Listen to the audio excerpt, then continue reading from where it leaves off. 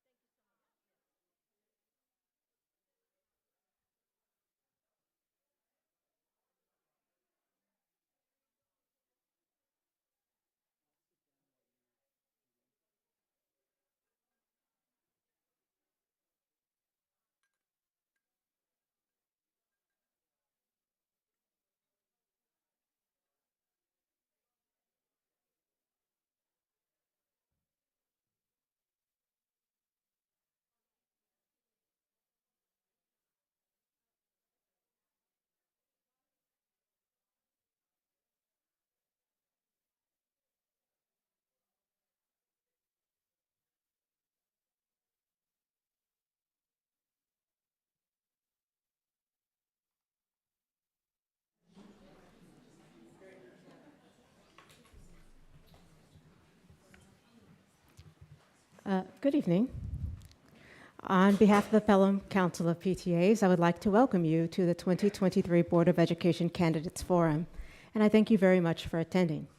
I'm Tiffany Hebert, Vice President of the Pelham Council of PTAs. PTA is a not-for-profit corporation with a tax exemption under IRS rules, which states that such organizations may not make written or oral statements for or against candidates for public office. PTA is nonpartisan, which means PTA cannot and does not support or oppose candidates, including those running for school boards. Moving on to the evening. While we are waiting, our timekeeper, I will fill in, but our timekeeper will be Kristen Whalen. Let me please introduce our moderator, Dr. Chris McDonough. Chris has worked in the field of education for over 30 years. He lives in Mount Vernon, and last year he moderated the Mount Vernon School Board of Trustees Candidate Forum on behalf of the city's neighborhood associations. Chris holds a bachelor's degree in philosophy and religion, a master's degree in special education, and a PhD in behavioral analysis. He holds New York State certifications in special education, school administration and supervision, and school district administration. He is a New York State licensed behavior analyst and board certified behavior analyst at the doctoral level. Dr. McDonough has graciously waived his honorarium for tonight.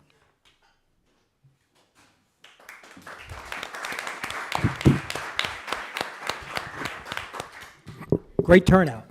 Nice to see everybody. Is this loud enough? Do I have to hunch down a little bit or? Okay.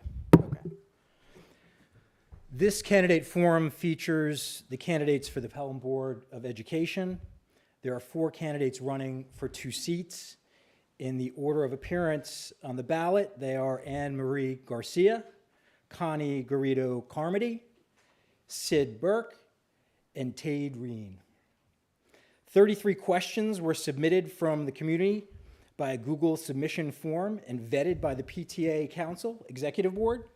Due to the number of candidates and the length of this forum, we won't be able to use every question. Questions may have been edited for content clarity or combined with others centered on similar themes. Questions are not of a personal nature. Each candidate will be asked to respond to the same 9 questions, 2 questions prepared by the PTA Council, and 7 questions prepared from the 33 submitted by community members. The order of candidate statements and questions was randomly selected and will alternate as we go throughout the evening. Each candidate will have 90 seconds to make an opening statement and 30 seconds to make a closing statement. The closing statements will be given in reverse order from the opening statements. Each candidate will have 2 minutes to respond to each of the 9 questions. Each candidate will also have the opportunity to share 1 30-second clarification on something they previously said, if you want. Obviously, it's not compulsory. Candidates will be notified when there's 30 seconds, 15 seconds, and then when time is finished. Just a reminder to please silence your cell phones. The PTA Council is live streaming this event on the Pelham Schools YouTube channel. It will also be available for viewing via the link found on the district's website. So let's get right to it with opening statements. Based on the random drawing, we're going to start with Connie Garrido Carmody. Thank you. 90 seconds, please. Buenas noches, es un placer estar con ustedes. Me llamo Constanza Garrido Carmody. Estoy orgullosa de vivir en Pelham por 10 años y tengo un hijo, Christopher, que está en el 6º grado y otro que tiene 30 años, vive en la ciudad y está próximo a casarse. Now I'll do it in English. It's good to be with you here tonight. My name is Connie Garrido Carmody. I have been a proud resident of Pelham for 10 years. I have a son, Christopher, who's in the 6th grade, and a 30-year-old who lives in the city and is soon to be married. I was involved in the PTA at Prospect Hill for 6 years, including being vice president of fundraising. I am on the board of the Pelham Education Foundation for 4 years. I am currently on the BOE Cultural Competence Committee, and I have led multiple companies as CEO, Chief Strategy Officer, and founder. And I have served both in public and non-for-profit boards. It's no secret that in our town, there are people who have views that lie both sides of the spectrum, and with a significant number of us in the middle. What is clear is that we need to find a way to work together to unite for the good of our children. As someone who has worked at significant companies and have dealt with different factions within a company, I know how to foster collaboration. I know how to put people with varying points of view, sometimes in contentions, find common ground and build consensus. Throughout this evening, you will hear thoughts of what matters to me and to the other candidates. But no matter what your point of view, what unites us is love for our children, for the desire to help our children for be the best that they can be, and help them achieve the full academic potential. Everything we need to discuss tonight should be viewed through that lens. Thank you. Anne Marie Garcia. Good evening. Oops. Good evening. Thank you to PTA Council for hosting this forum for us tonight. I've lived in Pelham for the past 16 years and truly love this town. My husband, Jose, and I have a daughter who just finished her first year of college and a son in the 10th grade.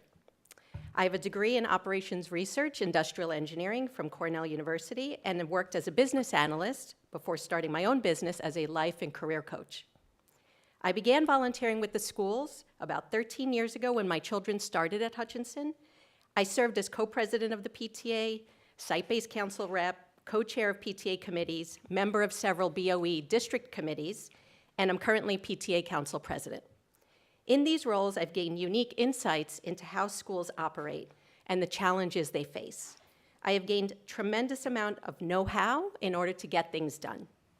These qualifications are vital and unique to succeed as a BOE member. They mean I will be able to hit the ground running and collaborate effectively with my fellow board members. The BOE represents students and families across Pelham, and their work is only made stronger by the unique neighborhood perspectives each member brings. If elected, I would bring my Hutchinson community perspective to serve the needs of this community, a part of our town that hasn't had representation on the board for the past 2 years. I'm running because every child in Pelham deserves the best possible education and support. Thank you. Thank you. Sid Burke.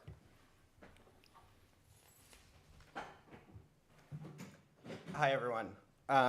Like most of the people here, my wife Kristen and I moved to Pelham to raise our kids in a small, close-knit community with great schools. In our case, we moved in 2010, and it's hard for me to believe that our son Henry is now a teenager in the middle school, and my daughter's about to graduate from Colonial. In my professional life, I'm a corporate partner at a global law firm where I specialize in advising clients on strategic transactions. My job's to listen to people who often have pretty differing views and find common ground to reach an agreement on that everyone's willing to live with. Those are skills that I can bring to the table to a school board that doesn't have any lawyers serving on it. I served on the board of the Imani Public Charter School in Mount Vernon for over a decade and was the board chair for most of the time. I'll be able to lean on that experience to hit the ground running as a board member. I'm running for the school board to help shape the strategic direction of a school system that I care about deeply. If you were to play a drinking game, I'm not saying you should, while watching school board meetings, the phrase strategic plan would be the runaway winner. It's the lodestar for everything the district does or considers doing. Next year, the district will update its strategic plan and long-term facilities plan and renegotiate the contract with the teachers union. In the district strategic planning, I'll focus on providing all of our kids with what, sorry. Thank you. Tade Reen. Problem. Hi, everyone. Tade Reen. I'm a Prospect Hill father of 4. I moved to town in 2016. I've been a coach for boys and girls sports since I moved here. When I was 25, my alma mater, Muhlenberg College, commissioned me from a federal grant to write a play about my experiences growing up as a special education student in a public school district. This play was staged, it was filmed, and it was shown all around the country at over 60 different schools, and I went with it everywhere that it went. And from this experience, I was able to have amazing conversations with students, with parents, with teachers, administrators, anyone else who was there. And this experience showed me that each child's individual educational journey is not only sacred, it's unique. They're all different. It also showed me how incredibly lucky I was to have been raised in a school district that was filled with teachers and coaches who were able to encourage me, taught me how to work hard, and to go in the direction of my dreams despite the fact that I was a special education student. I believe that Pelham is a town that's filled with practical, sane, middle-of-the-road people. I believe this board, in its current form, reflects that, and I would like to be a part of it for that reason. I'm a consensus builder. I can get along with anyone, and I would love a seat on this board. Thank you very much. I look forward to an interesting night of debate. Great, thank you. Let's get to the first council question. If elected, what assets will you bring to the Board of Education? Please share the local town, village, and school activities and organizations which you've been involved with and have prepared you for successful service on the Board of Ed. Tell us how your specific knowledge, skills, and experiences will allow you to effectively navigate the challenges of overseeing a large and complex organization with significant resources and a wide range of constituents and work effectively with others. This time we're going to start with Anne Marie Garcia. You have 2 minutes. Could you read the last part of that question? Sure. That's a long one. Or the whole thing again. This is part of the test. Okay. The last part, tell us how your specific knowledge, skills, and experiences will allow you to effectively navigate the challenges of overseeing a large and complex organization with significant resources and a wide range of constituents and work effectively with others. Kind of 2 parts to that. But. Gotcha. Okay. Thank you. So the assets, things that I'm bringing. I mentioned it in my intro, but I am currently PTA Council President and have been for the past 2 years. I was Hutchinson Co-President of the PTA. I was committee chair for a variety of committees at Hutchinson. I served on the Board of Ed District Wellness Committee and Cultural Competence Committee for a number of years. I also was a board member of the Pelham Education Foundation, and I have been volunteering with Pelham Together for a number of years. I'm on their advisory board, and I was co-chair of their Diversity, Equity, and Inclusion Committee. So those are my assets. As far as the skills that I would bring to be able to do this job, for people that know me, I'm a collaborator, and I'm a consensus builder. What I like to do is take a look at the parties that I'm working with and figure out a way to get them to talk to each other.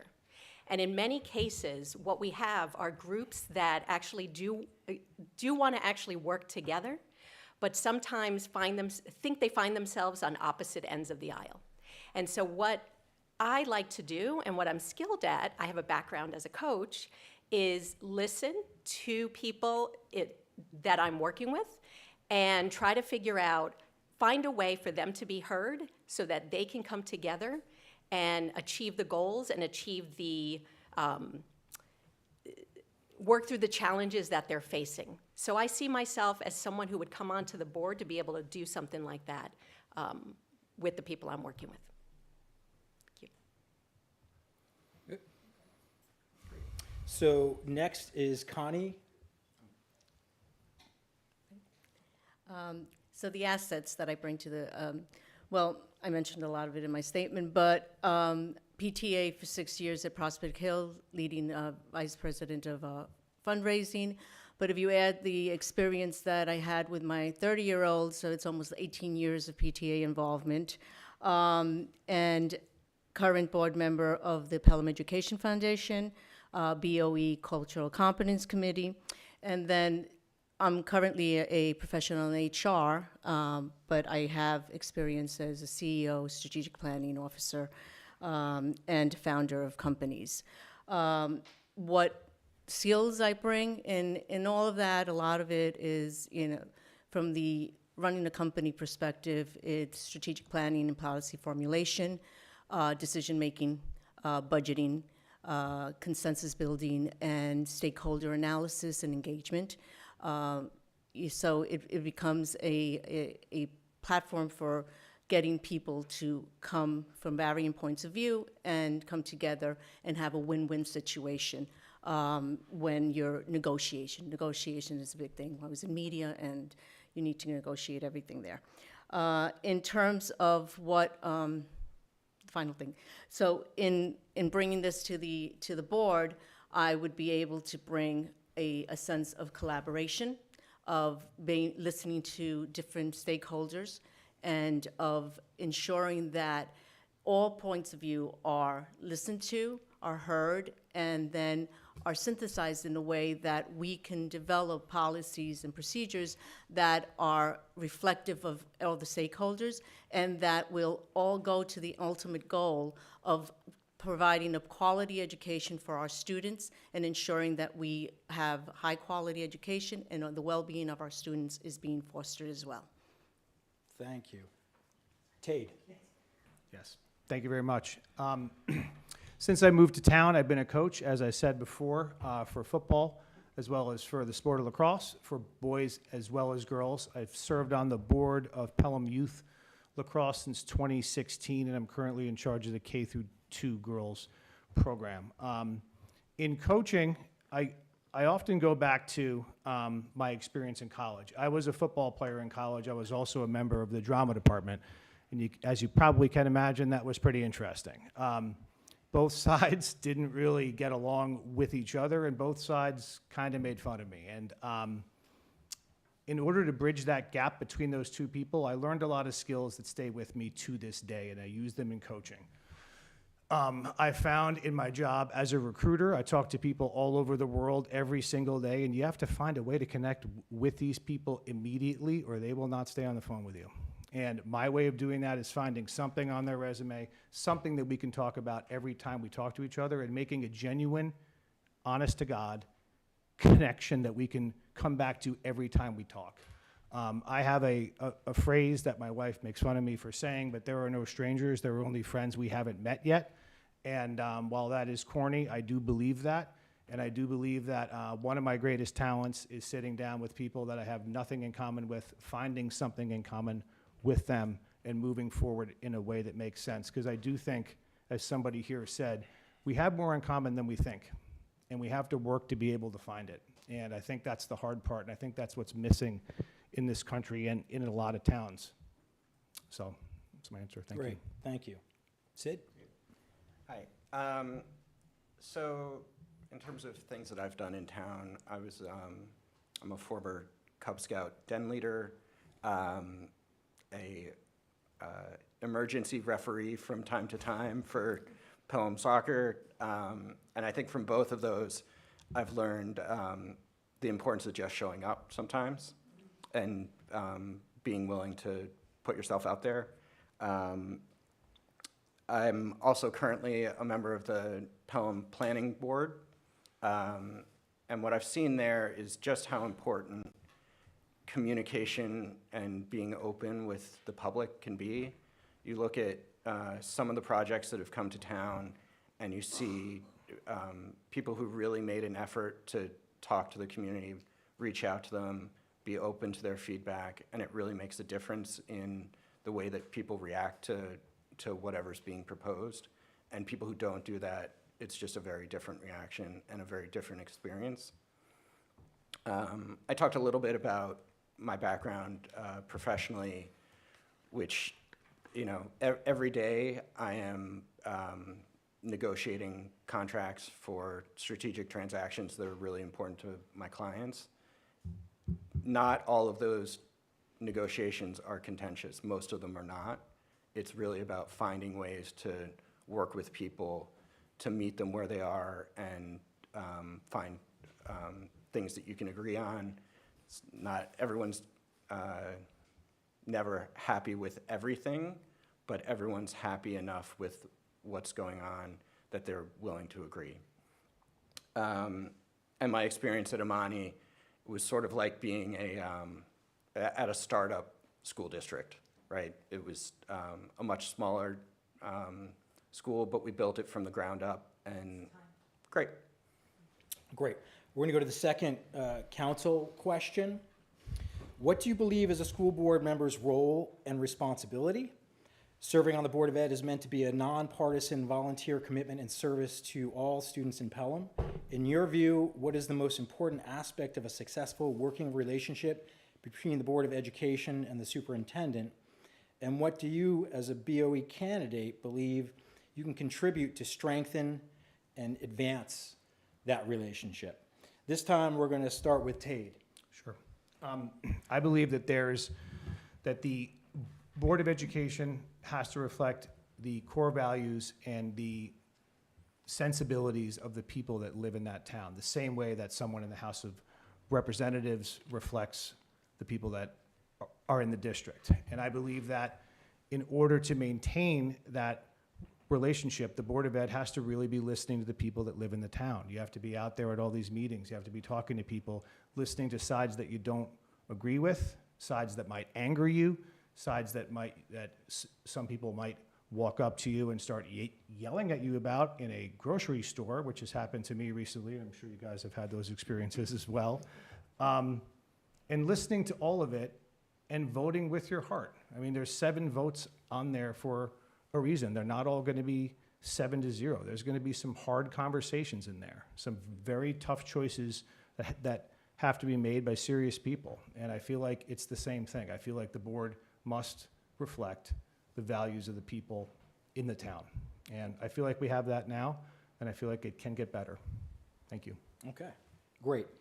Next, we're going to go with Anne Marie Garcia. Great, thank you. So I could list out, I'd probably have to look it up a little bit, what are the actual technical responsibilities of a board, guided by New York State and federal guidelines, setting the budget, approving the budget, hiring a superintendent, setting a vision and goals for a district. So there are those responsibilities, and the superintendent is responsible for running the school and taking care of the day-to-day and enacting policies.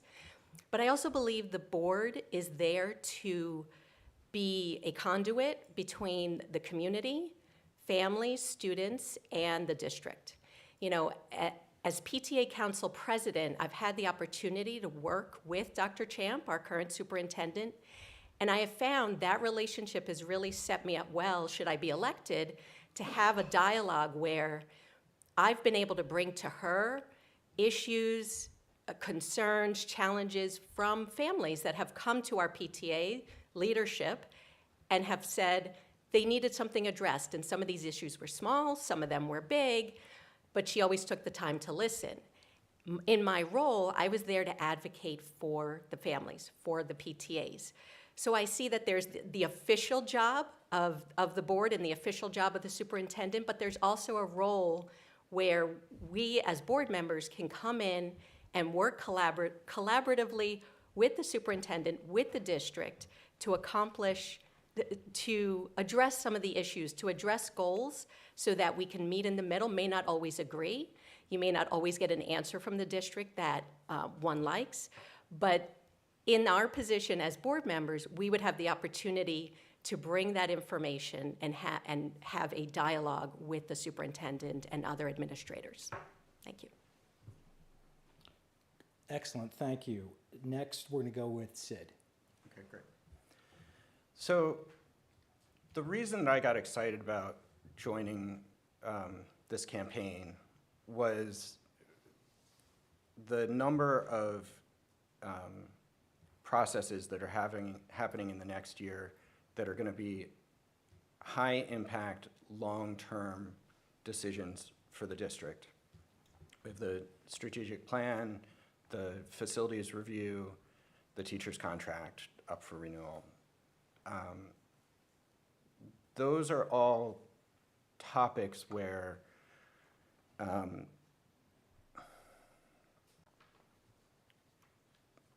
I guess what I would say about them is, I'm sorry. The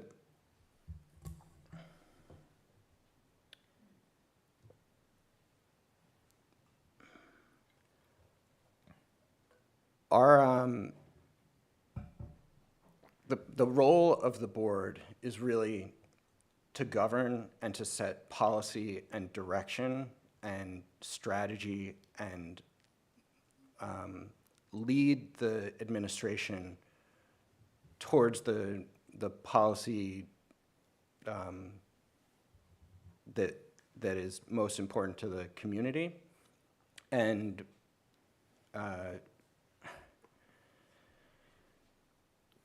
we are I'm sorry. Public speaking is not my thing. I will gladly step outside and have a much more coherent conversation with any of you.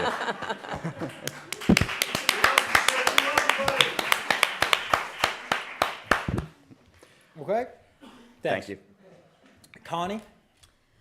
The underlying premise of a board and an administration is to offer high-quality education for our children. So that's the goal. In order to do that, we have the educational experts, and they do the day-to-day management of the district's educational policy.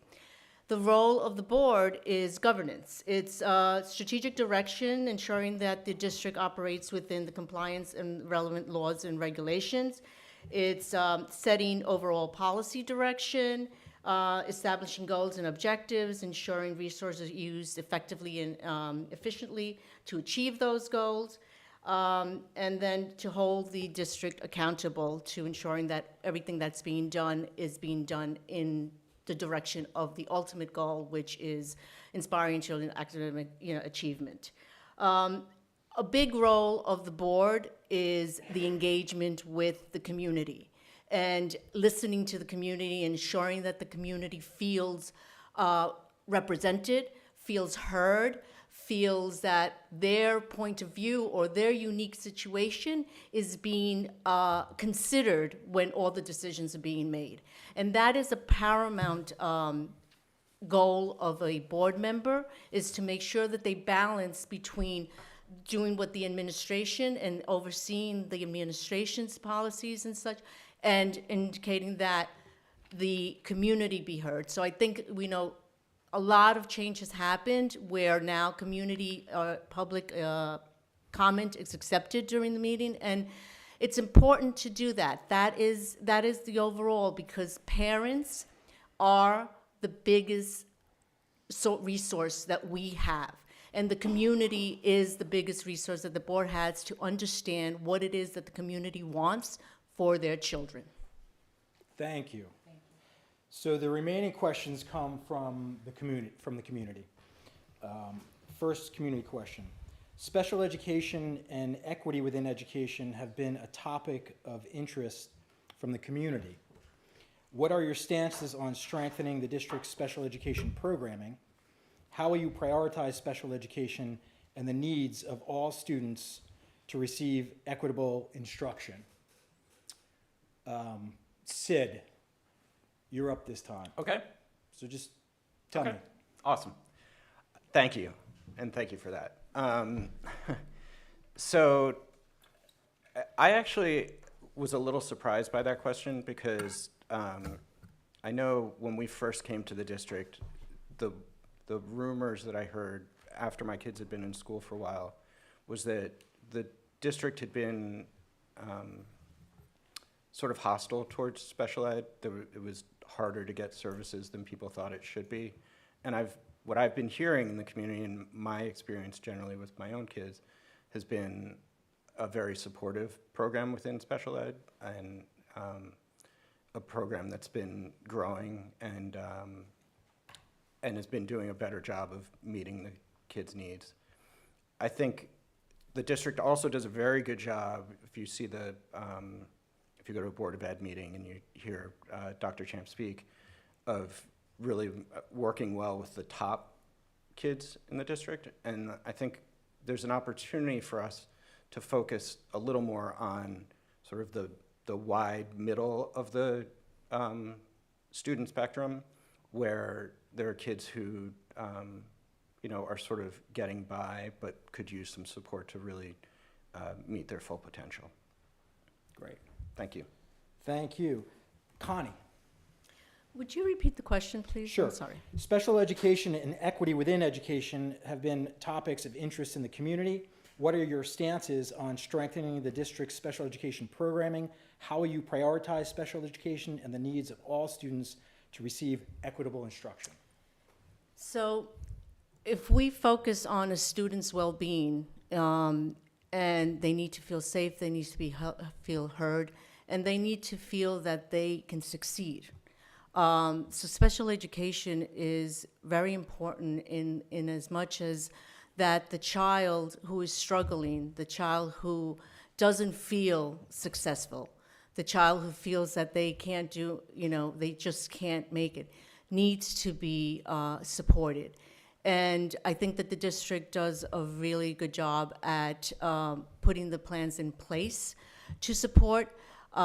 Having gone through this with a child that learns differently, and I think that communication and understanding of where the resources are to identify what can be done for a child, and a more proactive stance from inside the school towards parents is important, because while the process is there, all the mechanisms are there to support our children, and once you get a 504 or an IEP, things flow. But in order to, there isn't a clear-cut way of knowing how to go through the CSC process.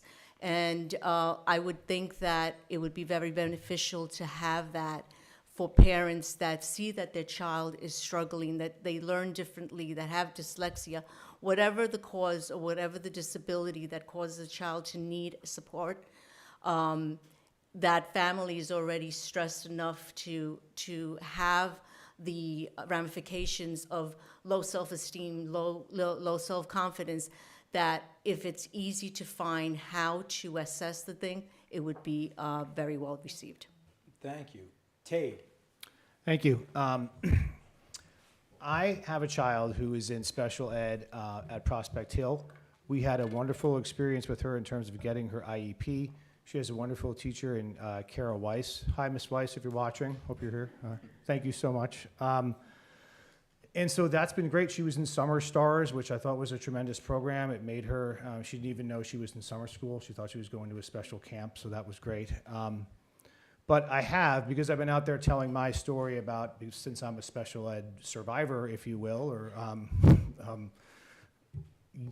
you always have these disabilities, but regardless, people have approached me since I've been out there telling my story that have children that are older. And it seems like the challenges get a little bit harder the older the child gets. I've been told that there's certain things, accommodations for students, such as audio of a class or notes from a class. And from what I can tell, sometimes the teachers give those and sometimes they don't. And sometimes it depends on how squeaky the parents are in terms of complaining about that. I've also heard that in families in town where English might not be their first language, or they're new Americans, that really complicates the problems, because you have to then go and explain that. So I think as the older you get, there are more and more challenges. But one thing that I've learned from my travels that I mentioned before, speaking at those 60 some odd schools, is that it's a biological fact that where a child's brain lacks, it makes up for somewhere else. And tapping into that, finding out what that is, and tapping into that superpower is what has to be the most important thing, because each one of those kids has it. I can absolutely guarantee you. So I think that that's the important thing, is focusing on each individual unique child and finding where their strengths are and moving toward that, and not worrying so much about some of these other things that they might not be good at, that computers do now, by the way. Thank you. Thank you. Anne-Marie? Yes, thank you. So a couple of thoughts on this. I've had the privilege over the past 2 years to get to know a variety of individuals in both the special ed department, in the administration, and then also the SEPTA, the special ed PTA.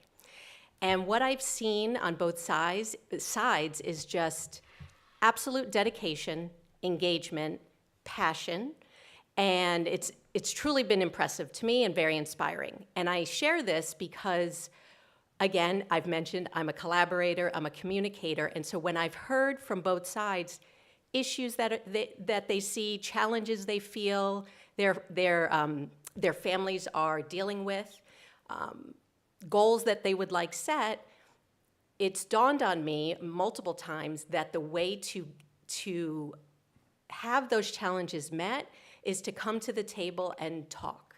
And I know in both cases, the efforts continue to be made, the efforts on both parts, because there's a common passion there. There's a common passion for the kids, right? And so that gives me a lot of hope, because we already have a great department that we can make even better, and we have families and community members who want to play a role in that process. Now, very specific things that I think could change that I've received as feedback, maybe using more data to help make decisions about students and where they are in their learning. Scheduling classes or with special ed in mind. Academic excellence doesn't look the same for all kids. Academic excellence for a child who is in special education classes could be in the arts, right? And so prioritizing that for students. So those are some of the specific things that we can do, and I would make that a priority as I continue to listen to families. Excellent, thank you. Next question. Effective budgeting is critical to ensure our schools have the resources necessary to provide an equitable and quality education for all students. As a Board of Ed candidate, what experience do you have in this area, and how will you assist in making sure the annual budgeting process is developed in a way that maximizes resources and provides the best possible outcomes for our students? We're going to start with Connie this time. So budgeting is about choices, and choices are made when you have data to support them. So in terms, of my experience, the budget that I held was just 1/3 of the budget that is held at the Pelham School District. But it's about taking and applying the metrics to the programs that we have. 73% of our budget is for programming. So that's all directly goes to the child. So it's really difficult to make decisions of what you're going to give and what you're going to take away if you don't have empirical data to support what is working and what is not working, or where the greatest return on investment for our different choices is. So in terms of working with the board, obviously on the board collaborating, looking at priorities, but it's key to have data. It's key to have data that gives us, how students do on standardized testing, that point us in the right direction of where we stand in ranking. How do they do on the regions? How are they going to do here? But also, that's not the only thing that's important. We have to look at school climate. What's going on in the schools, looking at data that can point into discipline, that can point into, absences, and what other factors that are contributing to our child's well-being. So the bottom line, the thing is, we need data. We need metrics that show us what all our investments are reaping. What are the benefits of each of the investments that we're making? Emery? Thank you. I have no experience managing a $90 million budget. Absolutely. But I want to say I think I'm pretty smart, and I've already had a chance to gain some education from the administrators who have walked me through the budget a few times, and I was sent home with a packet that's about this big, and I have spent quite a bit of time looking through it. I say this, though, knowing that the board is comprised of 7 individuals that work collaboratively to go through that budget line by line and make sure that what comes out of that budget is the lowest tax impact on families, but with the greatest number of resources. And I fully acknowledge how difficult that is. It's a difficult job. And so what I would bring is the ability to come in, learn pretty quickly, and be a part of that process to identify ways to keep taxes low for our residents, but still continue to grow grow the students, grow in terms of academic excellence, and then a couple of specific things that I could see, as far as maximizing resources, we could look at things like sustainability. How can we reduce our carbon footprint to maybe lower taxes? Give us an opportunity to move into an area and be innovative and at the same time have a positive or negative, depending on how you want to look at it, impact on taxes for the residents. Great, thank you. Sid? Great, thanks. I don't have experience with a $90 million school budget either, but I do have experience with a school budget. Amani, I was there for 10 years, and the way that charter schools work, for people who don't know, in New York at least, the funding for students follows, follows the students. So most of the students at Amani were from Mount Vernon. Amani would get a portion of the per pupil spending that Mount Vernon had. So if Mount Vernon spent $30,000 a year per student, Amani got about $26,000 because the capital amounts didn't count. But we had to rent a space still. So we were doing more with less. Our students were performing better than the school district that they lived in, but we were spending less per capita. And that is a matter of prioritizing quality teachers, finding the right people to teach, and prioritizing how you're going to spend a budget that you have. I have some ideas on how we could look at ways to improve our financial situation. My candidate statement talked about a couple of them. One of them is related to sustainability. I think there are opportunities for the district to look at solar panels. There are programs to provide insulation in the buildings that are paid for by Con Ed and reduce our ongoing operating costs. And those are win-win situations for students who can learn from those opportunities and also financial benefits for the district. So thank you. Great, thanks. Tate? What they said. No, I'm kidding. Look, this is not an area where I have a lot of history. I'm not going to make the joke for the fourth time. But I did sit down with Jim Rickey. I have heard Dr. Champ give her budget summary 5 times this week, I think. And I find it very interesting. And I was at the last budget meeting that lasted 4.5 hours where they went through everything line by line by line. And I realized how complex it is and how many people behind that were fighting for the funds. And that was very interesting to me because, again, it goes back to a people process.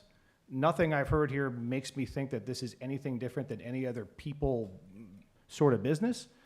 But at the same time, tough choices have to be made. If you look at, excuse me, I'm almost blind, but if you look at our budgets compared to Bronxville and Rye, they're comparable. They're on par with them. One is larger, one is smaller. But you go to a father the other day at Prospect Hill, found out I was doing this, or he knew somehow, and he comes up to me and says, "You're running for the Board of Education. How about some fiscal responsibility?" And I was like, "Well, in terms of what?" And he's like, "Well, why do they pay the teachers more every year?" And I'm like, "Well, there's 275 of them, and they're part of a union that gives them increases every year." And I think a lot of people don't understand a lot of those things and how complex it is. And this is an area where I will have to certainly learn. I want to be a part of the process. And I find a lot of it fascinating because of the people behind it. Excellent. Thank you. Thank you. Okay, next question. I'm going to shift gears a little bit here.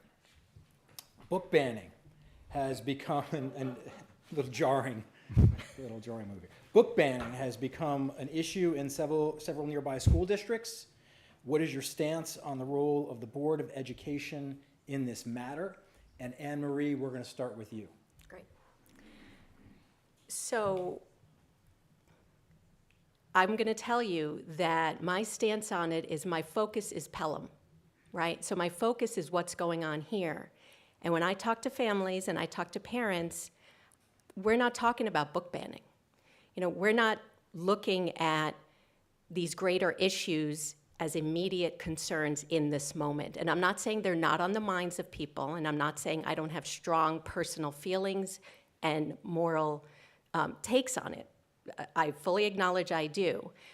But on a regular day-to-day basis, as a Board of Ed member, and as in my role as PTA counsel, I am listening to parents talk to me about issues that are big and small, and everything in between. And so what my goal would be is to make sure I'm listening to those parents, those families, bringing those concerns to the board, and making sure that they're heard, making sure that those challenges are addressed. Should those issues arise to the point of book banning, we'd continue to have the same kinds of conversations that I'm having on a regular basis with parents to begin with. But at this point, I'm not interested in starting to bring in culture wars when we're not looking at that at this moment. Great, thank you. Sid, book banning. Yeah. I'll be honest, this community is not, I'm surprised that we got that question. This community isn't one where I think that's a topic of wide concern locally. And I don't think that people here really want to fight about it. It's something that is going on out in the broader country, and obviously people have views on that, but my focus is on our kids here and what we can do for them, and what our plans are for them. My interest is not about fighting the culture wars. It's about finding common ground with people on the long-term plans for this district. We have other things that we need to be focused on. Facilities, we have fields that are not living up to the needs of our student athletes here. We have a gym that it's great that Friends of Pelham Sports is out there doing the work to try and replace, but it's something that, frankly, the district ought to have been doing some work on before now. I think that we have enough, we have a great district, don't get me wrong, but we have enough to worry about internally without dealing with those sorts of things, I think. Thank you. Tate? I agree that it's a bridge that we should cross when we come to it. We don't want to run off into the culture wars and proactively participate when it hasn't happened here. But I do believe strongly, and of course there's common sense rules that take place. You wouldn't have the catcher in the rye in the Prospect Hill Library and things of that nature, and everything is age appropriate, and I'm sure that there's state guidance about that. But at the same time, this fight is coming, and we're hearing about it all the time because it is an issue. And as somebody that's an author of 2 books and 1 play, as I've talked about before, I believe that nothing can be banned within reason. I mean, we don't want to have pornography in our library. We don't want to have things that would be insulting or hate speech or anything. No one's saying that that should be the case, all right? But I think in terms of other things, we have to let all sides in. And I know that I wouldn't be the person that I am today if I didn't read some books that were very much on the edge when I was in high school. And I had an English teacher who took a lot of heat from it about certain things. But I appreciated reading Toni Morrison and different stuff. Not that that is a book that would ever be banned, but I feel like it's a pretty wonderful ability to walk into that library and know that the whole world is open to you there. And like everyone else has said, I hope we don't have to fight that battle here. But I do believe it's coming whether we like it or not, so we have to gird up our loins. Right. Connie?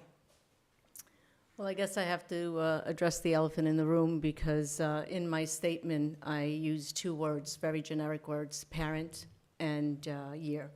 And there was a reaction to that. And, it's book banning, no. Again, cultural wars, no. This is about engaging parents. So It had no political significance. This is not about book banning. This is not about monitoring curriculum. It has nothing to do of the kind. It's, my statement was basically it has to do with parent engagement. As a parent, I know my child best. And as a parent, I need to be involved. And if I'm not involved as a parent, then that means that there's a wasted resource. And the any kind of visibility into a curriculum is just to enhance so that I can go in and see what my child needs. And there are parents, we're busy. It's like everybody's busy. There's working moms, there's single parents, there's, and there are children with disability. We talked about that with the special eds. And, the school has to recognize that in the busy world, advanced planning is key. And it's critical to good parenting. So when you're raising a good kid, so that who can excel, you need to be able to supplement, you need to be able to enhance their learning. It's like, taking the IB process that we have, that it goes through the line in the curriculum in school. Well, why not take it all the way around to a 360 and bring it at home? So that if they're studying and they're talking about Egypt, you take them to the exhibit of King Tut. So it's not about book banning, it's about visibility to the parent, it's about engagement. It's about making sure that the parent, who is a great resource, has line of sight to what's going on in the school with their children so that they can be involved, because that's the only way with parent engagement that you have excellence. Great, thank you. Next question. What do you think the district should be doing to ensure that all students feel welcome and safe, and that all students learn to live and thrive in our increasingly diverse society?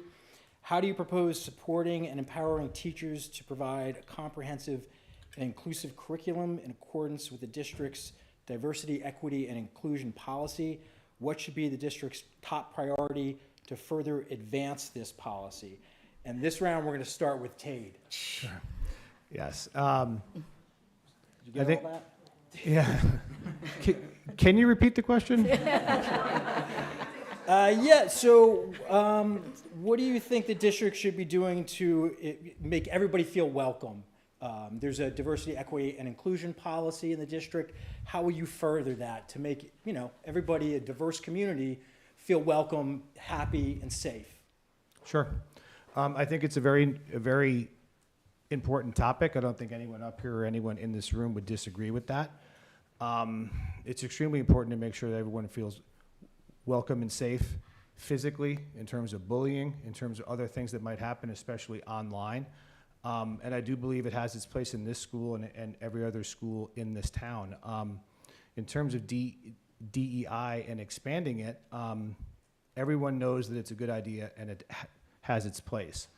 I've seen in other districts that unintentionally it can get a little out of hand, where it becomes the prism through which we talk about every single topic.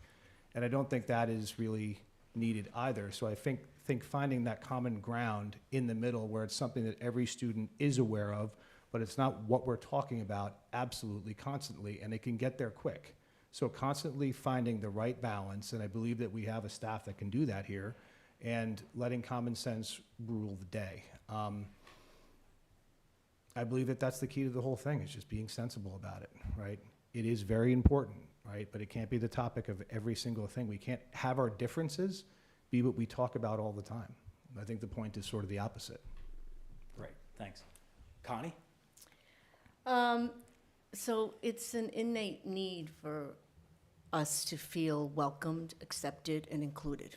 I mean, that's all of us have that need. And I think the district has put forth a valiant effort in trying to address this. I mean, there's training for responsive classrooms, additions of new clubs, surveys, focus on E&L, partnerships with the community, with the PTAC, with Pelham Together, with the Junior League, joint efforts to promote inclusiveness and acceptance. There's training of current staff, and there's recruitment, efforts to get diverse staff. Because ultimately, as we look at this, we should really focus on celebrating differences, but finding commonalities That's what's important, you know. We all bring something different to the table, and DEI is not a one-size-fits-all. You know, I'm very in favor of supporting the pillar of cultural competences and understanding, you know, that the board needs to facilitate and implement the cultural competence initiative.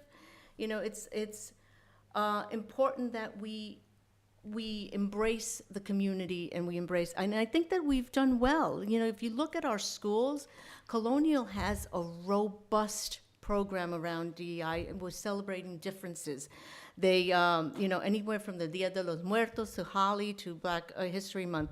Hutch has a longstanding International Day. Prospect Hill is going to do a global day. And Siwanoid, I love, Siwanoid has done a project of We Are Siwanoid, which just is all about, you know, taking and bringing everybody and making a puzzle of what. So what about doing We Are Pelham all together? Great. Thank you. Emery. So the question was, what should the district be doing to have, Yeah, to sort of improve the climate so that Yeah. students feel welcome and safe. okay. So for a student to feel welcome and safe, let me back up. For a student to achieve the kind of excellence that we know is possible here in Pelham, they have to feel welcome and safe. They have to see themselves reflected in school on an everyday basis. And I think the district has established a really great foundation of that. We've had a cultural competence committee in place for a number of years. The foundation has been established with the approval of the board. And what I have found is if a student doesn't feel safe, if they don't feel included, it is very hard for them to achieve academically. It's very hard for them to work towards a goal. You know, if you're hungry, it's hard to come into school and learn. So it's important for an individual to come into school and feel like they're a respected part of the community. So what I would do is take the foundation that's already been established and build on that and support the district, work collaboratively with the board so that we take now the next steps that are needed. Things like additional professional development. We started that before COVID. It's time to bring that back. Filling the DEI coordinator position, which I know has not been filled over the past year, and has been a struggle to fill that role. So what can we do to be a little more creative about putting someone in place in that role? I believe there are also other ways to be innovative as far as bringing in thoughts and ideas that would create a more culturally competent community here in Pelham. So I'd want to work with the board to achieve a balance in doing that. Thank you. Sid. Great. I actually met with Dr. Champ today. She offered to talk to all of us to learn a little bit about the district. And we talked for a little while about the DEI coordinator issue and filling that role and what DEI might look like in Pelham going forward. I think the school district's done a really good job at the elementary school level of building community, and I know in Colonial there's a real focus on kindness to other kids. I think that's really important and something that it would be great to see some of those efforts sort of grow with the kids, because middle school is a tough time in particular, and high school also for kids. When I think of DEI, I think about the inclusion part a lot, and like a step beyond that to sort of belonging and having kids who feel comfortable going to school, feel like they have a place, feel like they belong.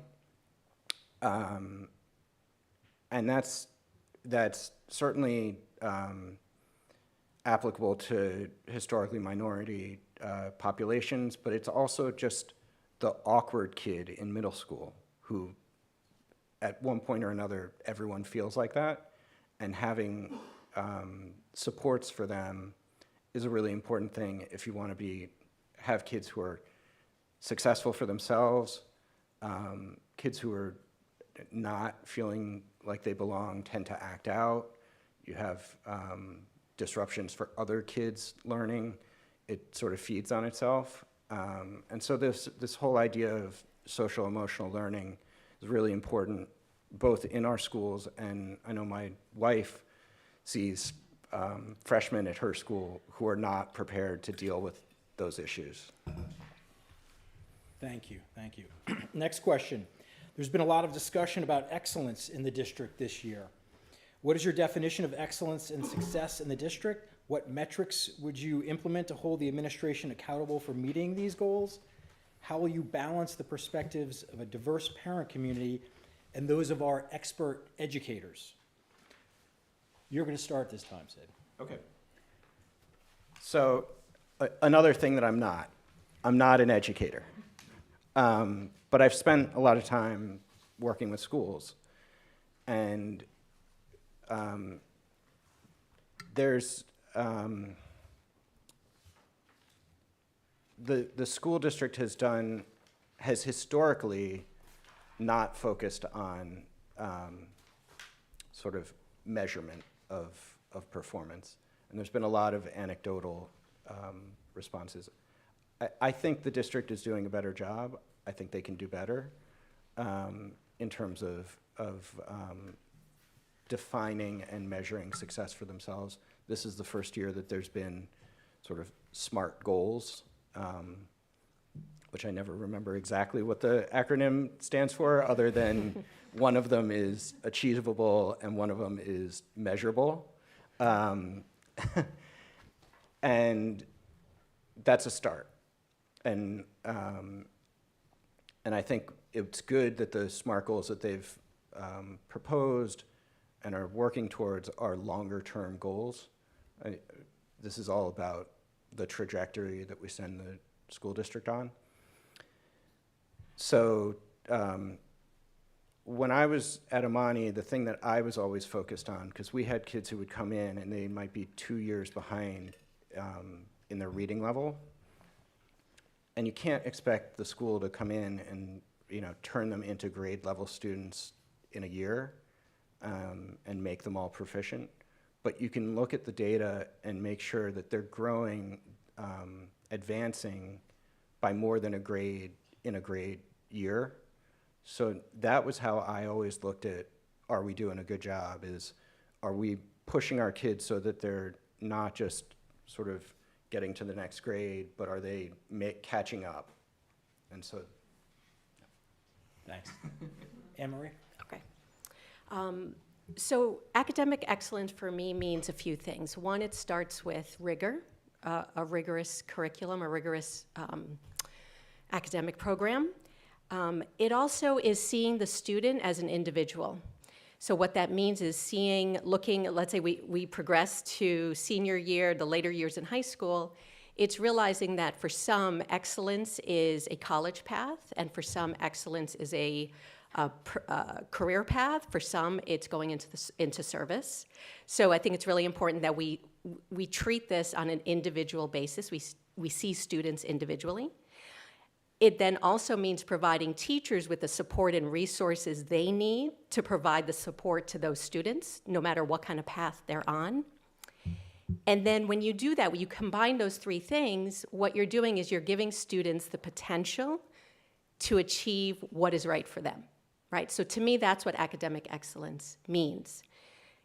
As far as data and measuring that, data is everywhere. Data is king. I think that's the quote. I might be getting that wrong. And on the one hand, we have quantitative data. It's a little easier to identify, to put up on a website, to recognize, to look at, to find online. We also need to look at qualitative data. And I'm not saying this is easy. It's not easy. How do you measure success qualitatively? And so what I would love to see the board do is, the district do, is provide the board some more information, creative ways that are available for measuring students qualitatively. Because if you take a data at one point in time, it gives you a picture of that kid at that point in time. We want a bigger picture for our kids and where they're at in their progression towards excellence. So that qualitative data is important. Thank you. Excellent. Connie? So excellence or standard of excellence is achievement beyond what's average, right? So it's providing our students with the highest quality education, ensuring that they have access to resources, to opportunities to support, so that they could reach their full potential. And in order to do that, it's always coming up with, we have to consistently reiterate the goal of coming up with bold new ideas to feed into the student and allow them to achieve the academic excellence. And it's true, I agree that each student needs to be met where they're at, and that we need to provide the resources for them to be able to excel, whether that be, in a sense of tutoring or getting them like high impact tutoring where you could have individual children that are struggling receive one-to-one instruction, or it's just like the math tutoring that was put together by the board because of the learning loss, and it's been so well received. So it's really looking at what the need, you see a need, you fill a need, and continuously doing that. And metrics are very, very important. And I was very enthused by something that Dr. Bowman said yesterday, that the Infinity Campus has a different side to it that is a dashboard that can be used to start garnering some information, some data and metrics. And I think that would be incredible, because that's what we need. We need a dashboard that's easily, readily available, that, that we can take a look at quantitatively and qualitatively what is influencing our children's learning. Thank you. Tate? Sure. To me, this question goes back to pillars 2 and 3, which are whole child, which is judging the child not just by the academic achievements of that child, but looking at the child as a whole. I know that for me growing up, I always wondered, like, our valedictorian would be speaking there at graduation. It was a person that was usually only good at academics. I remember thinking that was unfair. And in this district, we're going to have kids that are going to college, which is the vast majority of people, but we're also going to have other kids that are entering the work world or service or something else, and making sure that those kids all feel the same support, they all feel the same level of presence, that we are behind them all the time. I feel like that is extremely important for a board to do. And the other thing, I think, authentic learning. And while as wide as it is, I feel like it's extremely important that we, 10 years down the road, if you meet a kid that goes to Pelham schools, you want that kid to be worldly. They know what's around them. They've been exposed to all sorts of different arguments. They're smart, regardless of what path they've chosen. And I think it's possible where you meet someone at a restaurant or a ball game or something like that. You say, you know what? That's a Pelham kid, because that's what they produce. That's the type of people the town is, and that's the type of people that town churns out. And I think that's a possibility here for all the same reasons that I've talked about before. We're great people, and we should churn out great people. And we are. Excellent. Hey, Tiffany, why don't we're doing great on time. I'll double back, and then we can end on the strategic plan. And if we want to give them an extra minute, we probably can, because we're killing it. All right? Yeah, we're super tidy here. This is good. So we're gonna go back now to a budget question. What areas in the budget need to be improved? So, for example, Sid, you mentioned facilities, fields, things like that. What expenditures on the annual budget could be reduced? What areas could use more financial support that are not currently being addressed in the budget? And Anne Marie, we're going to start with you. Can you repeat the Sure. question for me? What areas in the budget need to be improved? What expenditures on the annual budget could be reduced? What areas could use more financial support or are not currently addressed in the budget?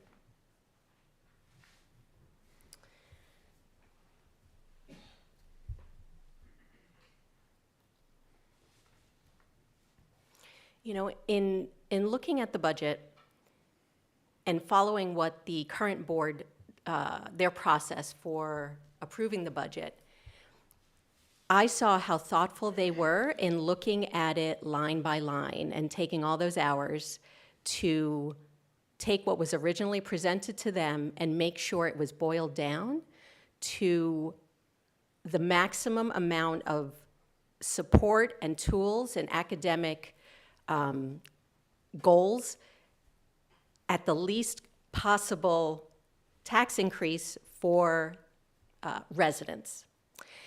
And in doing that, it's a really hard task. I recognize that. So what would I improve? There are so many things I would love to add to the budget, and at the same time, how do you balance that with wanting to keep taxes low? I can't say right now that I have the budget memorized line by line for me to go through and say I'd take this thing out and I'd add this thing back in. If you gave me a little more than 2 minutes, I might be able to do that and open up this binder. But I do know that as long as we keep the students centered on the conversation, we could look at the budget and say, are these items student-focused, student-centered, and are we spending the money we need so that they can achieve their potential while keeping taxes as low as possible? Great, thank you. Tade. Sure. One thing that popped out to me during my analysis of the budget and listening to that meeting that went on for 4 hours was that you hear the word consultant a lot. And I'm not an expert on this, but it seems like every area we hire an outside consultant to come in and do work where I got to believe there's someone in the building, or there's someone on staff that could handle that. I mean, I don't know if that's true. I don't claim to have the knowledge, but I've heard that word a lot in those meetings. I think that's one thing that pops out. I mean, we do hear from a lot of the people in town about the increases, up almost 8% from last year. And a lot of people complain about the taxes. I think we all know in this room that if taxes isn't your thing, this isn't the place for you to live, which is unfortunate. But I do to agree that I do think they did a very good job with this in terms of trying to whittle it down. Again, I did hear the word consultant a lot, and perhaps there's ways that we can move away from that, and that's a conversation I'd like to be a part of. Great. Thank you. Sid? I think the biggest challenge when people look at the budget is 75% of the budget is personnel, benefits, and salaries. Those are all union contracts. We're not changing them. And the reason that people want to move here for the schools is because of the people who walk into these schools every day and teach our kids. So, like, to me, the idea that we have to be responsible about the budget is about prioritizing what we're going to do with the money that we have. We have a tax cap every year. The board makes sure that they stay within it. So we're talking about 2% increases on the high end. And I don't know about anyone out here, but if you go get a dozen eggs, it's a lot more than 2% more expensive than it was last year. And everything that the school's paying for that's not people has had those sorts of inflation increases. So I think I actually applaud the board for having done a really good job this year. They had some help because foundation aid is finally being fully funded, and we need to keep putting pressure on the state to continue to do that. But I think they've done a good job. And when I think about the things that we can do to impact the budget going forward, the conversation that we're going to be having with the teachers union for the next contract is the biggest factor on what we can do in terms of budget control going forward. And I've had a good conversation both with Dr. Champ and with Mark Finnegan, who's the union rep, and it sounds like there's a really good constructive relationship between those two. People may or may not remember or may not have been here, but during the pandemic, they took 2 years of no increases. So I think that shows sort of good faith on their part too, which is important. Great. Connie? I think it'd be a bit presumptuous to go in and kind of analyze the budget because you had 7 very smart people go through it and really do it line by line. But I think that it boils down to a budget is about choices, and choices are made when you have data to back up the choices. So facilitating data-driven decisions, I think, is going to be key in terms of improving the budgeting. How do you look at 73% going into programming and make decisions that are directly affecting, I mean, we have great teachers and they need to be paid so that our children can get the academic excellence, the instruction that's needed. So how do you make decisions of what programs are really hitting home and working towards our goal versus programs that are good, but potentially not doing the same return on investment? Because tough choices have to be made, and in order to make those choices, you need data. And I think that what I heard when the board approved the budget, after going line by line, it was a resounding, we approve it, but we need data to analyze it, and then for next year to take a look at it and to see what comes in, what stays out. Ins and outs of budgets are all, based on decisions that have to be made. And data is key. I think one of the things, the tax levy, being taken down, that's something that the community is very interested in, and the board worked hard to try to keep it there. I've heard a lot about the reserve. So if I'm on the board, it would be educating myself on the budget, the policies and procedures that go to regulate, and I think that there's a whole book on budgeting and education policies, so that's what would need to be done. Excellent. Do you want to give a little more time for this last one, or maybe give them 2.5 minutes, and then we can make the closing statements a minute, because we're way ahead of schedule. Okay, last question.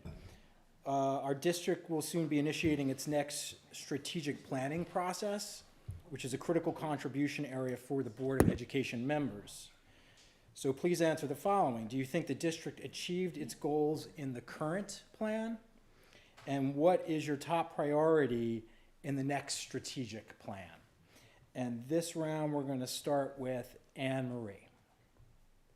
Okay. So first, did the district achieve the current plan? And I think if I know we've watched Dr. Cham's presentation a number of times this week, but if you watch her presentation, you can see that now post-COVID, we've caught up. We have actually worked towards the goals and the items set from that strategic plan. So I would like to say, yes, we have achieved them. Now, as far as top priorities, I actually looked at the plan, and I think what's there is fantastic, and I would love to just see more come out of those particular the 3 particular areas. If I'm going to choose, a couple that stand out for me are whole child. We haven't talked today really about wellness and well-being. We know our kids are suffering right now. We were on a call this morning, the PTA Council was on a call this morning with Ms. Sabia, Mr. Llewellyn from the middle school, and we got to hear really what's going on in the middle school and the behavioral challenges that the kids are facing, that the school is dealing with. And so whole child has to continue to be a priority for us. When you don't feel well, and we know from COVID, the impact on all of us has been great, but if we're looking, let's just look at the middle schoolers. Middle school is a really hard time, forget COVID, forget everything else. But now you have students coming into middle school with a variety of things that they're dealing with, and the behaviors that are showing up in school, I think, are hard for us to even fathom. I know some of us in this room probably know more details than I do, but the problems have been extensive. So what that tells me is in the coming strategic plan, we need to make sure we're prioritizing the well-being of our students. What does that look like? How can we take enough time, energy, finances to look at the mental health, the emotional health of our children, and balance that with their academic achievement. And what I would do is work with the board to have that be a balance, because they're two sides of the same coin, right? Well-being and academic excellence go hand in hand. Thank you. Great. Connie? So I think the three pillars that we have in the strategic plan are solid, and development of the new strategic plan is about evaluating, analyzing, seeing what work, and seeing how we can enhance those, because departing for them would not be beneficial, because so we've made a lot of strides in cultural competence, but there's one area that, I think that a lot of the community is interested in, which is the DEI coordinator position, and how do we, beef up and support that. And it's interesting, because in listening to Dr. Champ speak about that, it was, what does it look like? Does it look like one coordinator? Does it look like a building-based, a person handling on the building? What's important is to have somebody advocating for it, and I'm open to see the ideas, and I'm looking forward to see the ideas that Dr. Champ has to explore how to, do that position, whether it be centralized, whether it be, figuring out how to implement it locally at the building. In authentic learning, great strides. We're doing, there are initiatives that I put in my statement, like FLES in 5 days a week, and high impact tutoring, that are points of consideration, because I think that we always should challenge ourselves a little bit further.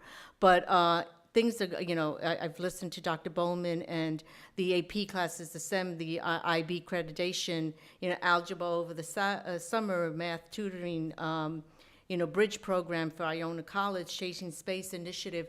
We're there. We have a lot going on, and it's just building and supplementing that to achieve excellence. The whole child, yes, it's very important. I think that we've done really well with the whole child, because I think that it's been, we've listened, and we have more psychologists on board, we have interventionists, we have things to make the child feel balanced. So I think that, making sure that, the ICT expansion, the MTSS, and DBT skills is something that I find very, very interesting. It was great in grammar school in terms of that, so evolution of that. But I'd like to see one more pillar added, something around technology. Technology is something that we are thirsty as parents to have more information on. So I'd like to explore that. Thank you. Tate? Sure.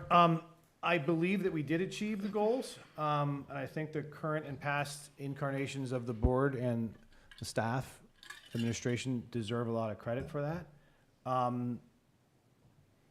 My son just turned 11, and he got his first phone. And I know a lot of you in this room have been through that. It's scary, and he'll enter the middle school next year. And I do wonder sometimes about the mental health of children in the social media age. I mean, I'm sure that we all have. Everyone has. How could you not? I know when I was growing up in the 80s, and we were getting beat over the head every day with don't do drugs, don't do drugs, don't do drugs. I don't hear that as much. And maybe there should be something in here about this should be an offline 6 hours a day, right, where you check your phone in there. I don't know if that's possible. Maybe it's not. Maybe there are parents that demand of being in touch. I'm not sure. I agree with Connie about the technology part of it. I feel like we'll have to work that in as well. And the other thing, I feel like we talk about the safety of our children from an emotional perspective, having a safe space, them not being bullied. We can't not talk about the fact that a shooting happens in this country every week at this point. And do we have to move and put words in here that say we will keep our children physically safe? Does that mean that we have to put a policeman at the door of every school? I'm not sure, but I think that that's probably coming, because I don't think the gun laws in this country are changing. So I think we have to take that into consideration. I mean, how can you have a plan for a school district that doesn't talk about that? I know it's addressed in terms of the security consultant, but I think we have to go a level further with it, as terrible as that is and as saddening as that is. So that's one thing that's come up for me. How we do that is a difficult conversation and a sad one, and one that no one wishes we're having, but I think it's I think it's just reality, as much as that stinks. So. Got it. Sid? Thanks. So I guess I have a little different perspective on the strategic plan goals.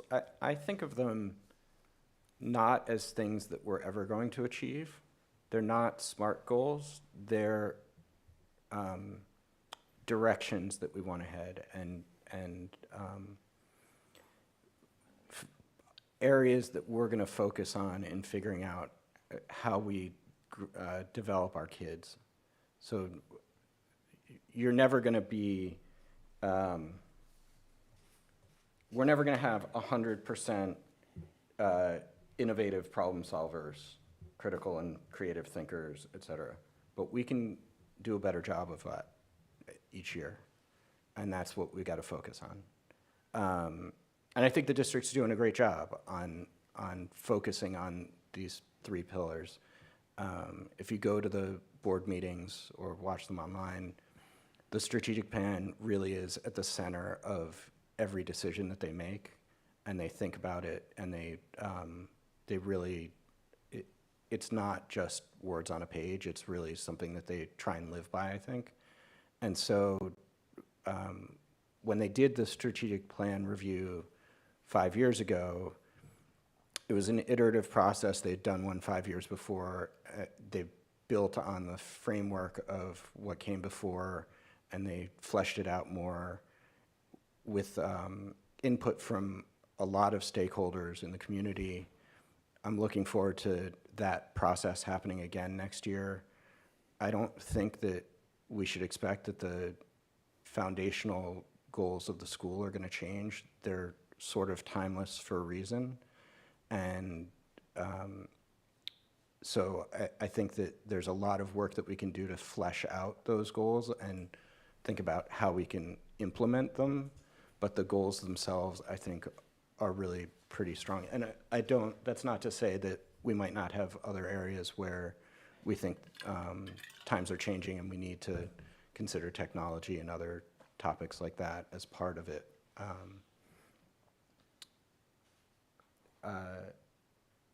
Yeah, Okay. I'll leave it at that. Right. So do you want to give them, we've got enough time to extend it from 30 seconds for the closing remarks. You want to do 90 seconds? Yes. Okay. So now we've come to. I will just say, I think all of us tried to cut something down. Here's the 30. No, we don't want more than that. So we may only do 30. That's okay, but you know that you have a little bit more. So it's the end. We're going to go. We're going to go in the reverse order. So we'll start down with Tate and we'll go the other way. Your last best pitch. Why you? Why now? Careful what you wish for. Let's hear it. I think everyone here has heard from all of us enough today. Look, our kids are very fortunate to be born here or to go to school here. You know, and on planet Earth, Pelham and places like Pelham, it's very tough to find a better environment for a kid to grow up. These 2 roles, whoever gets them, we got to remember that it's about the kids, and the kids don't want to hear us squabbling about stuff that affects 2 people or that's a culture war that doesn't happen here or anything else surrounding it. And I feel like the people up here know that. I feel like we have 4 very good candidates that will take this job seriously. And I'm here for the long haul. A home in Pelham is my biggest investment. I got 4 kids in the district. You know, I'm not a wealthy guy, so this is my biggest thing that I'm looking after. And it's a pleasure to be here. Thank you very much for having me, everyone. Appreciate it. Great. Sid. I agree with you, Tate, about our children's luck in living here. It's a great place to live. There was an article actually in the Times a couple months ago about the fact that the most important factor in a kid's development and success is the location where they live, and the schools being a huge part of that. So our kids are incredibly fortunate, but that doesn't happen by itself. It happens because of the people who are so dedicated in our schools and the volunteers, some of whom are up here, who donate their time to make it happen. I'm running for the school board because I think I have professional skills that can serve our community, and I really want to help shape the strategic direction of our district. I talked a little bit about the decade of experience that I have on a school board, being the only lawyer on the board, and my day job being focused on finding common ground. I think I join everyone in this room, including the people up here, in wanting the best for our students, our schools, and our community, and I want to help us achieve that together. Thank you. Okay. So I won't do my closing bit. Really, I'll add on a little bit of something that I didn't get to talk about too much, and that is how much I want to make things student-centered. And I know this is why we're here, and you would think that's the assumption, but I really want to stress this. I would love for the conversation to always come back to, is this actually good for the students? Is this actually what the students want, or are we paying attention? Are we a little too focused or thinking too much about maybe what we think should happen? And what I'd like to see is the board prioritize the students. So even practically, I'd love to see more students at the Board of Ed meetings. Every meeting I've gone to where there are students, those are the best meetings. And I know some of you in this room have been to those meetings. They're fantastic. I hope the students think they're fantastic too. But I'd love to see the students highlighted at these meetings. The students in this district have accomplished so much. We could have students at every single meeting. So I'd love to see that. I'd love to see students more involved on the district and BOE committees. And I know they're on some, but I'd love to see students be a part of those so that their voice is heard. And I'd love to see them be given the opportunity to easily provide feedback, provide their ideas in a way that feels comfortable to them, so that we can hear from them what they want this district to look like. And please vote for me on May 16th. Connie? I started off the evening saying that, we needed to look at everything that was discussed this evening through the lens of wanting the very best for our children, so that they could achieve the best academic success and be the best person that they can be.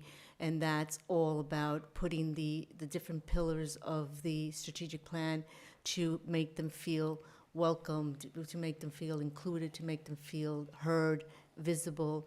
And I think that everyone at this table and the community, that's ultimately, I couldn't agree more. The students, the children should be the central focus of everything that we do in the district.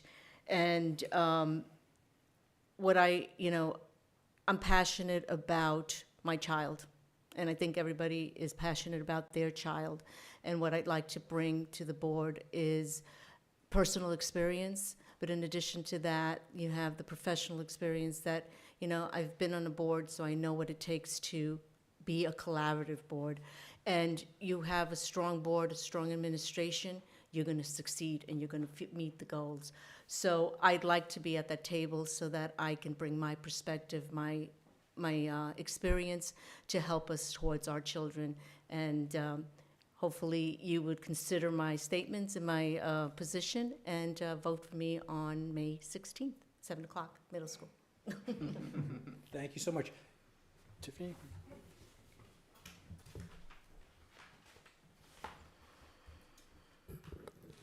Well, thank you all to all of the candidates for sharing your perspectives with us this evening.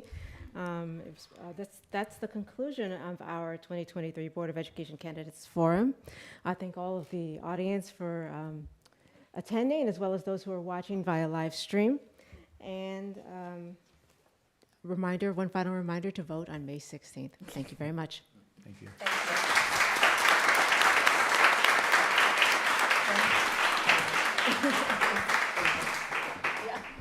And thank you, Chris. Yeah, thanks, man. It's over.